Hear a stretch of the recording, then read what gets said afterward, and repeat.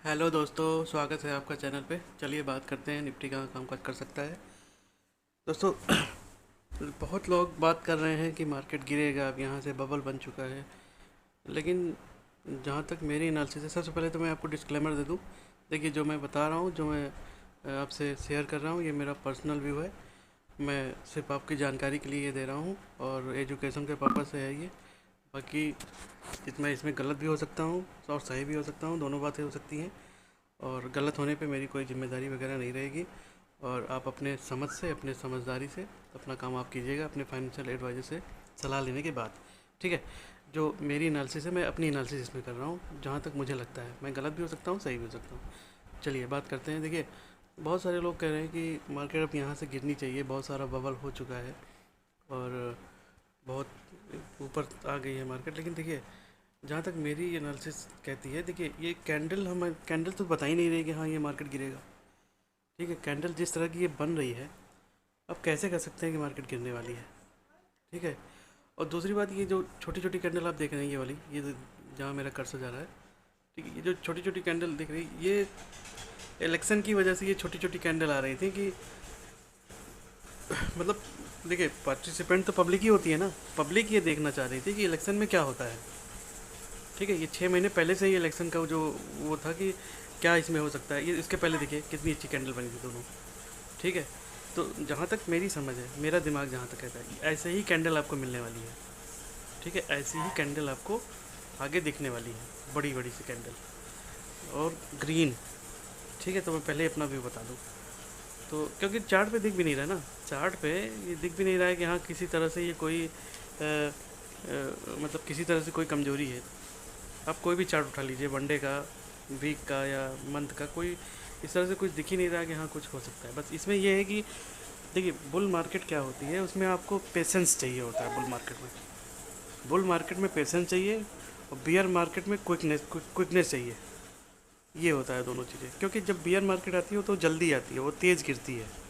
और beer market जो होती है वो धीरे धीरे सोच सोच के बढ़ती है, समझ समझ के बढ़ती है, बहुत ही धीरे धीरे कदमों से आगे चलती है। ठीक है दोस्तों, तो ये आपको ध्यान रखना है, ये आपको ध्यान रखना है। ठीक है। चलिए मैं आपको यहाँ पे फिबोनाची का वो दिखाता हूँ कि मेरा टारगेट क्या बन रहा है। मैं आपको दिखाता हूँ इसमें कि मेरा टारगेट मैं कहाँ तक का ले चल रहा हूँ। एक सेकंड।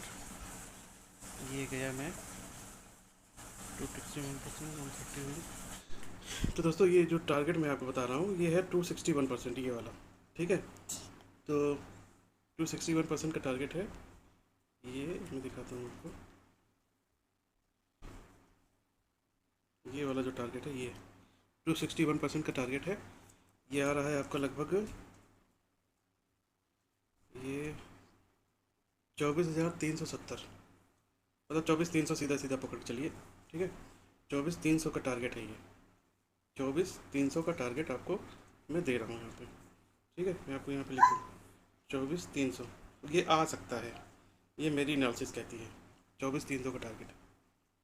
ठीक है दोस्तों, ये मेरी एनालिसिस कहती है इतना ये आ सकता है। और स्टॉप लॉस आपको लेना चाहिए 23,300 का। 23,300 के स्टॉप लॉस से आपको 24,300 तक का टारगेट आपको लेना चाहिए। ठीक है। अब ये कितने दिनों में आ सकता है, ये तो मैं उतना नहीं बता सकता कितने दिन में, लेकिन ये है कि जल्दी ही आने की संभावना इसमें है। मतलब नेक्स्ट मंथ तक ज़्यादा से ज़्यादा ये एक कैंडल यहाँ पे इसे बना के फिर ये नीचे आ सकता है। एक चीज़ मैं आपको और बता दूँ, मतलब मैं ढूंढने की कोशिश करता हूँ कि अगर ये 24,300 आया तो वहाँ से नीचे कितना आएगा। चलिए देखते हैं। अगर ये 24,300 आया तो वहाँ से नीचे कितना आएगा। देखिए, इसका प्रोडिक्शन करने के लिए हमको क्या करना पड़ेगा कि 38%, एक रिट्रेसमेंट लगाना पड़ेगा फिबोनाची का। तो अगर हम यहाँ से इसको उठाते हैं और 24,300 तक ले जाते हैं, 24,300, 24,300, ये अगर हम यहाँ तक इसको ले गए, अब इसका 61% देखिए कहाँ तक आ रहा है। इसका इसका 61% आ रहा है।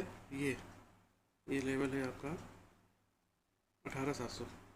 ठीक है, 18,600, 700, जो जहाँ से ये जो बना है क्लस्टर, ये क्लस्टर जहाँ बना था, ये भी, ये जो क्लस्टर यहाँ पे आपको एक सपोर्ट दिख रहा होगा।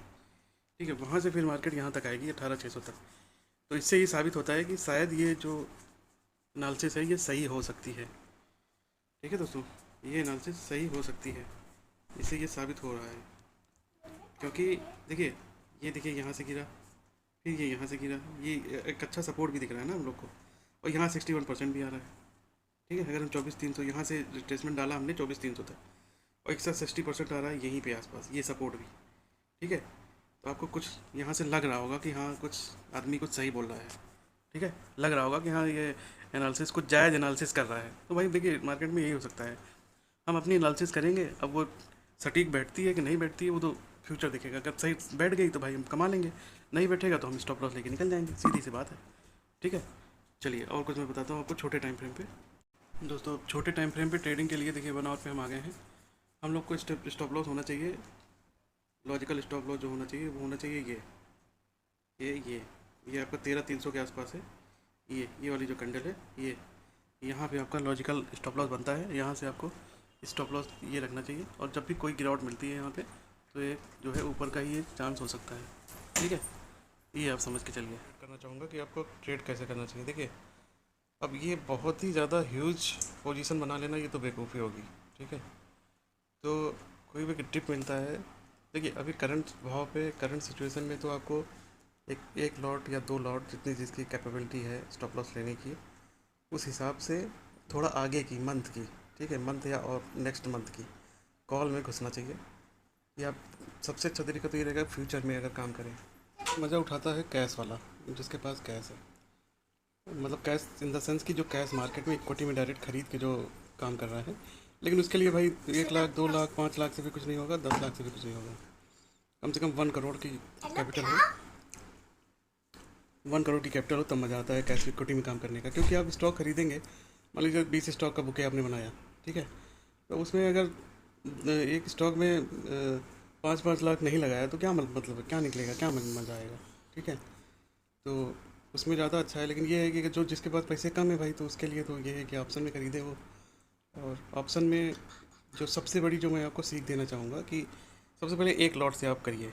मतलब ये मैं नहीं कह रहा हूँ कि 1 ही लॉट से करिए, मतलब 1 लॉट से करिए, स्टार्ट करिए। उसके बाद आपके पास गुंजाइश हो कि अगर ये नीचे आता है थोड़ा सा, ठीक है, मेरे सपोर्ट पे, मान लीजिए 22,300 पे, 22,434 पे चल रहा है, आप भर लिए पूरा स्टॉक का ऑप्शन, कॉल मतलब भर लिया आप सब। अब आपके पास एकदम गर्दन के ऊपर तक आ गया, पैसे 1 रुपये भी नहीं बचे हैं कि अगर थोड़ा सा, अगर 400 भी आ गया, 22,400 अगर निफ्टी आ गया, वहाँ भी आप एवरेज नहीं कर सकते हैं। ठीक है, तो उतना रखना चाहिए कि कम से कम मेरे स्टॉप लॉस के पास अगर आ रहा है थोड़ा सा नीचे, और वहाँ से अगर घूम रहा है, घूम के फिर ऊपर जा रहा है, तो कम से कम 1 लॉट में बढ़ा सकूँ। ठीक है, क्योंकि वो हायर हाई का वो कन्फर्मेशन बता रहा है ना। अब जैसे यहाँ पे आया, ठीक है, कोई स्टॉक चल रहा है, इससे ऊपर गया, अब अगर ये नीचे आ रहा है तो स्टॉप लॉस तो आपका ये बनेगा ना। यहाँ से अगर ये घूम गया तो यहाँ हमको ऐड करने के लिए तो पैसे चाहिए। अब यहाँ भी ऐड करने के लिए अगर पैसे नहीं होंगे आपके पास तो ये तो बेवकूफ़ी है भाई।